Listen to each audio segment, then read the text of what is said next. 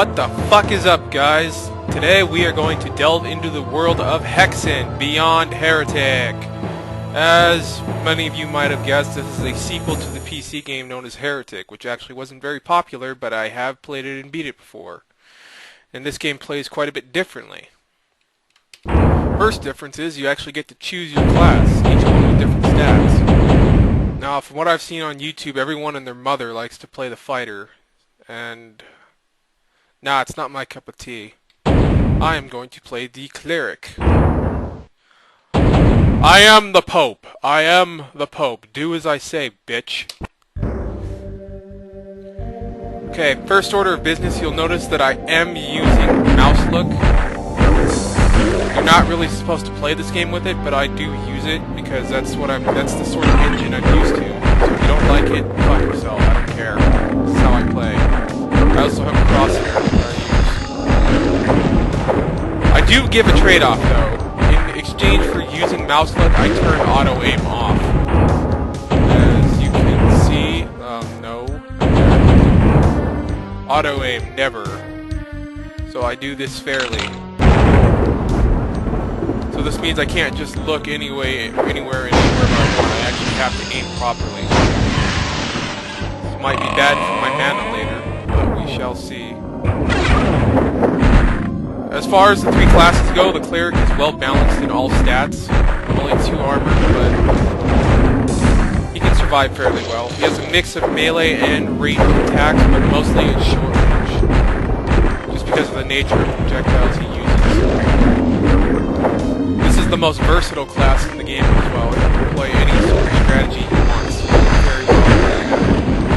And he's also the most self-sufficient class because he has the only weapon that allows him to leech back his life, meaning he doesn't have to rely on crystal vials and the force blast isn't earned as much as the other classes do.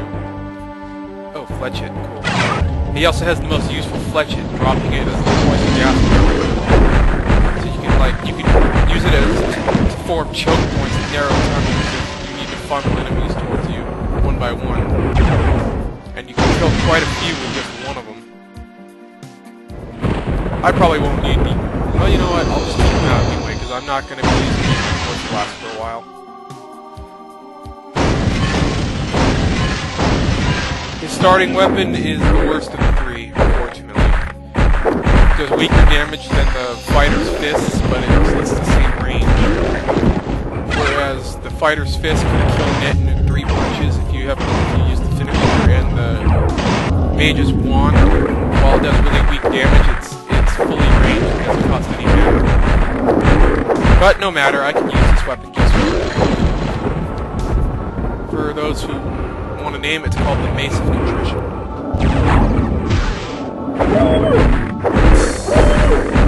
That was a fletcher. Since I am playing on the hardest difficulty, you don't get your second weapon for a little while. It's supposed to be on the 7 Portals hub, but if you're playing on Pope on the highest difficulty, it gets moved. So I'll have to go and find it. As you can see, as the Cleric, I have a base armor class of 2. Armor in this game is pretty weird. Basically, for every point of armor that you have in this game, you have 5% damage reduction for each point. So, Cleric has a base armor class of 2, which means he has a base damage reduction of 10%. The fighter has a base armor of 3, so he gets 15%, and the mage has 1, so it's a puny 5%. There are 4 different pieces of armor to collect in this game, and each one affects each class differently. So for example, the fighter gets 3 armor for the platinum helmet, the Cleric only gets 1. So,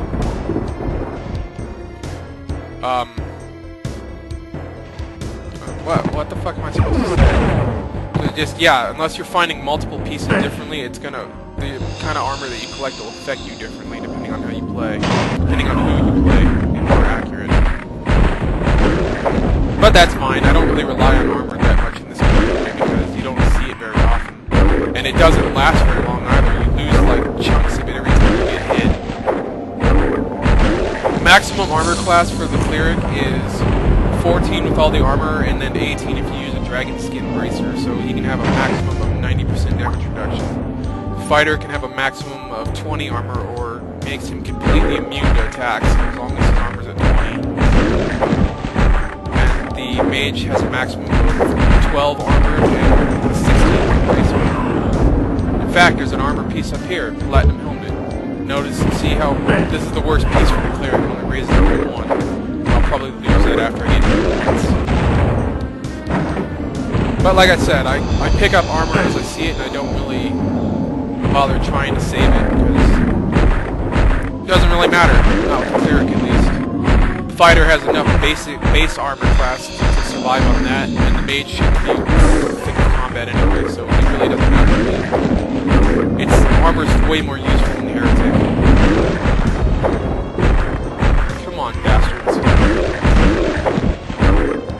I don't know if I'm going to do a full video walkthrough for this, because this is as far as making videos go, this is actually a fairly long game, at least the way I play it. It's 5 episodes total. Ow. There, see, I lost my armor already.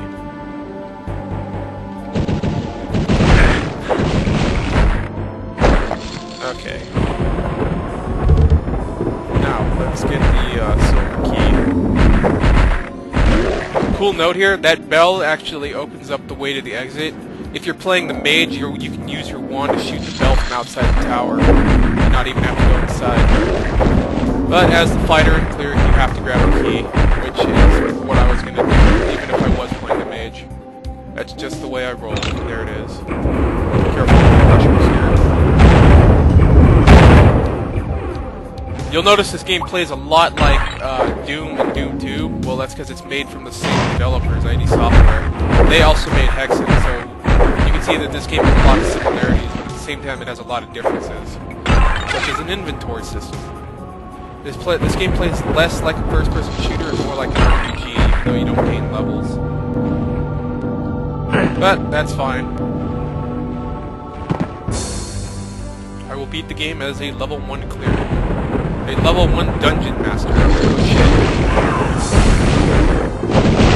Ow. Those things are called afrits.